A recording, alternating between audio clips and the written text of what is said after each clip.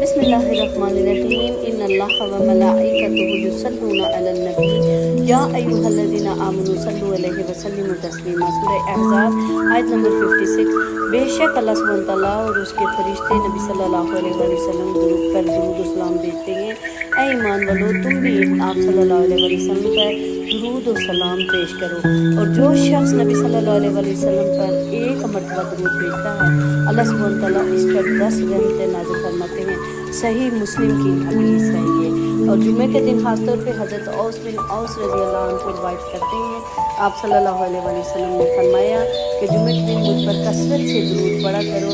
اس time پہ خاص طور پہ عصر کے وقت ہمیں درود پڑھنا چاہیے۔ اللہم صلی علی سیدنا محمد النبی الامی وعلی آلہ وبارک وسلم۔ اللہم صلی علی سیدنا محمد النبی الامی وعلی آلہ وبارک وسلم۔